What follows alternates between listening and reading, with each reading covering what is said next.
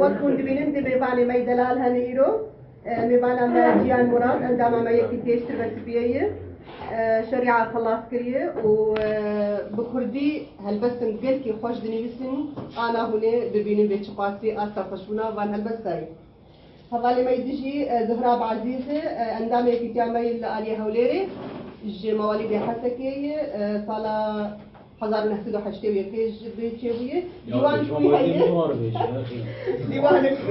مطبوع بزمان عربي رقصة الموتى بقلك مجلات وجرائد بسينة وكا الشرق الأوسط وكا حياة رواية كويجي هروها هي بعنوان المواطن رقم 10 هين قيد الطبعة هين لا طبعا دي أم قلكي بخيراتنا وبشارتنا وبخيراتنا حد ميباني خوشتكن عليك يا أبي كذبت عليك يا أبي حين أخبرتك بأني سأعود ولم أفعل. لا تزال الحشرجة في صوتك المبلل بألم الفراق في أذني. قبلتك الأخيرة ما زالت دافئة كأني فارقتك توا. ما زلت أكنس شوارع الغربة بحذائي الذي مل تراب هذه الأرض. أقول لي استعجلت العودة لكن الموت كان أسرع. دعوت الله أن ألتقيك قبل ملك الموت الأسود لكن الله خذلني كما يخذل الثكالة كل يوم. أخرج من بيتي المستأجر أتمنى ألا أعود ثم أعود وأنا ألعن خطواتي.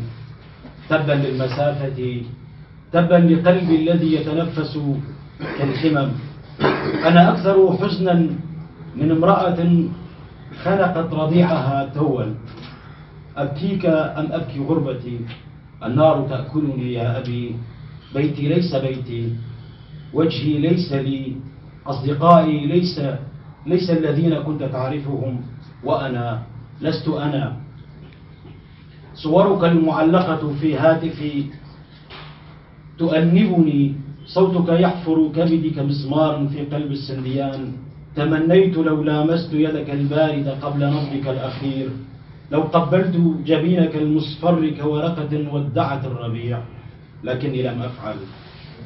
اسأل الله يا أبي، اسأل الله يا أبي لما خلقنا لنموت ولما لم يكن الموت مثاليا. يا أبي لو إن لله والدين ما تركنا يتامى، لو ذاق طعم الفراق ما تركنا للموت.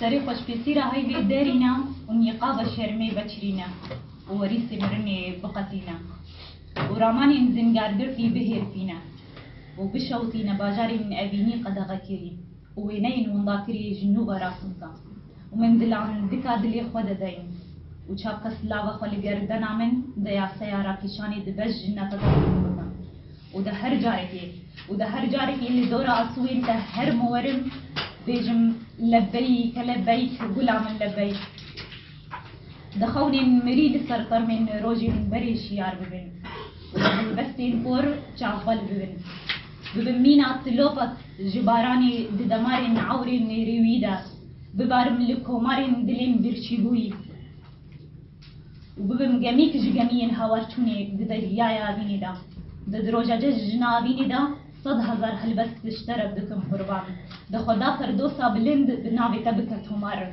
ويزدانك جي يزداني من أبيني بنابي تكيار